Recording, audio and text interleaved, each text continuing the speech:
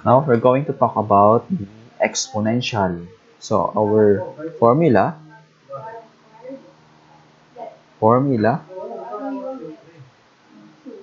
is equivalent to d over dx e raised to u is equivalent to e raised to u multiplied to e the derivative over u. So du over dx. Yan. So examples. Number 1, d over dx is equivalent to d derivative of e raised to x. Yan. So, let tayo u is equivalent to x and du is equivalent to 1. So, e raised to u x, yan, multiplied to 1. Okay? So, our final answer is e raised to x. Yan. Ganyan lang siya. Answer. Now, number 2. Sample number 2. Let's say we have derivative of 5x plus 3 is equivalent to, so u natin, 5x plus 3 du is equivalent to 5.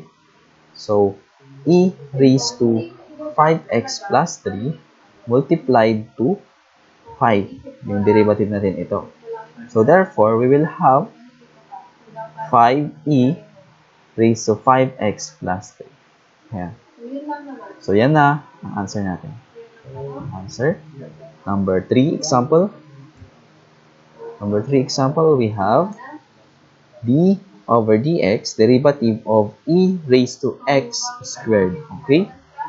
So, we now have u is equivalent to x squared and du is equivalent to 2x. Okay? So, using our formula, so e raised to u, x squared, and then du, 2x. So, final answer, 2xe raised to x squared. Ayan. So, ganyan lang. Ayan, mga answer na yan. Next, sample number 4. Sample number 4, we have derivative of e raised to x cubed plus 8x. Okay? So, u is equivalent to x cubed plus 8x. du, or the derivative over u, is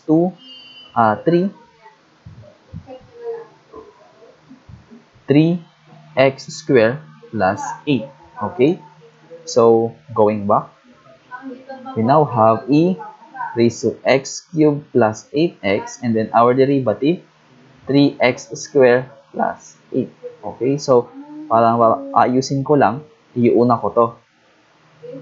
8. So, x cubed plus 8x. Ayan. So, yan ang final answer. Huwag natin pakomplikaduhin pa. Ayan. Next. Okay, yan. Okay. So, next. Formula. Formula. We now have the derivative of a raised to u. Ayan. It's equivalent to a raised to u, ln a multiplied to derivative of u. Ayan. So, example.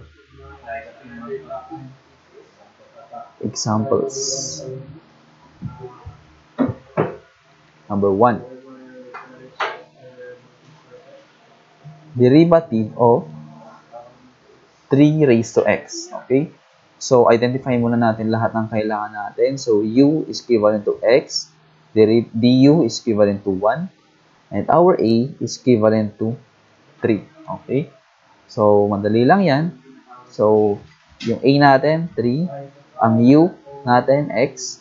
And then, ln a, 3. And then, multiply to du.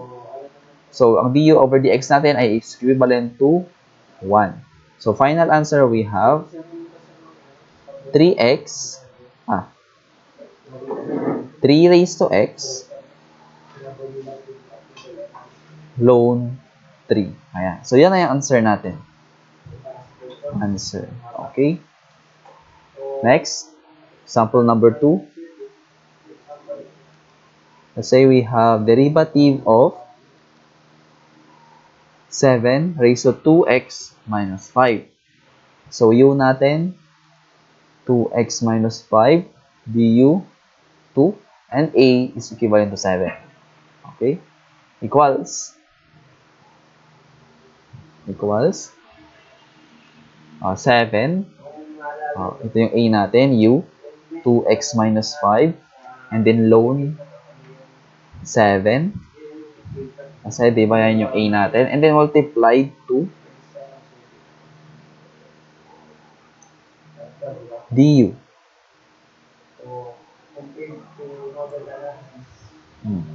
Ayun pala yung du natin, baliktad.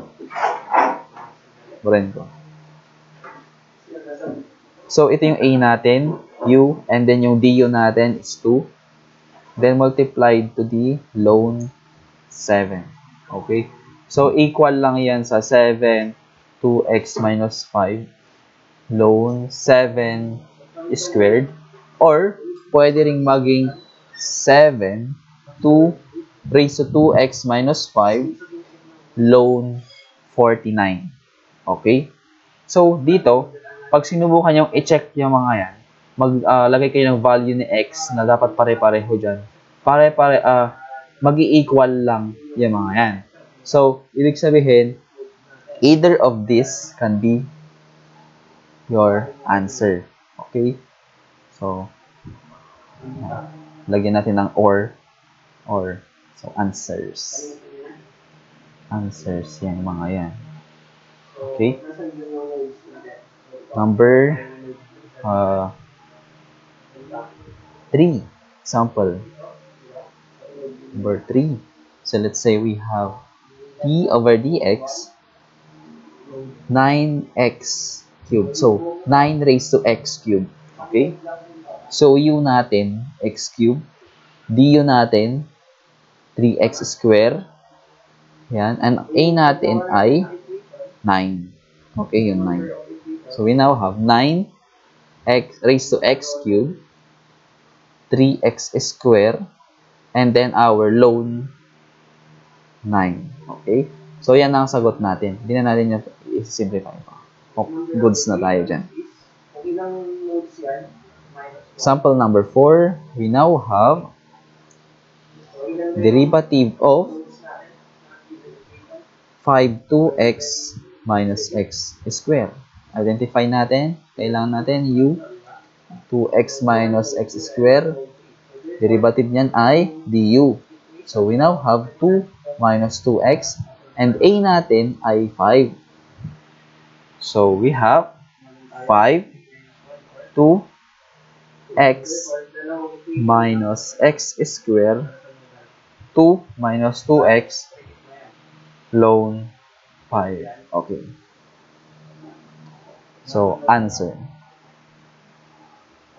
So, paano ba tayo gumagawa? Clear.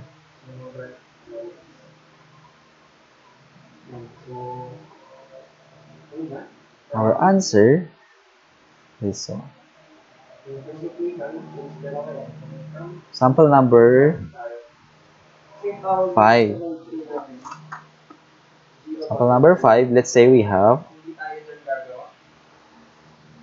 d over dx e raised to sine x. Okay? So, ang u natin ay sine x. Derivative ng sine x ay cosine x. So, equivalent siya sa e sine x cosine x. So, ang ginamit natin dyan na formula ay yung d over dx e raised to u equals e raised to u multiplied to du over dx. So, ito yung formula na ginamit. So, yan na yung answer. Okay? Sample number 6. What if we have like this derivative of 4 raised to tangent x? Okay? So we now have u is equivalent to tangent x. Du ay secant square x. Ayan. And ang a natin ay A natin ay 4. Okay? So we now have equivalent to A natin 4 raised to u tangent x. And then derivative ng u natin secant square x. And then ln A. Ln 4. Okay? So yan na yung sagot natin. Yun yung sagot natin. 4 raised to tangent x multiplied to secant square x and multiplied again by ln 4. Okay, next. Example 7, our last example. Example 7.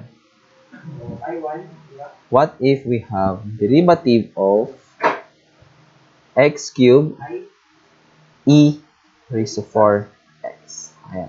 So, gagamitin natin dyan ay product rule. Okay? u dv plus v du. So, let u is equivalent to x cubed. So, du ay 3x square. V natin ay e raised to 4x.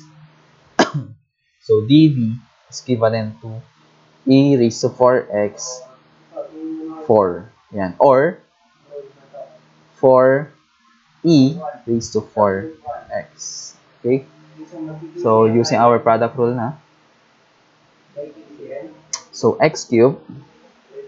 So, u natin, x cubed. dv natin, dv, 4e raised to 4x. Plus, v natin, e raised to 4x. And then du, 3x squared. Okay, so simplify. So we now have 4x cubed e raised to 4x plus 3x squared e raised to 4x. Okay, so mapapansin nyo, meron tayong mga parehong variables yan each term. So i-factor out lang natin. So x squared e raised to 4x. Okay, yan nilabas natin. So ano matitira dito?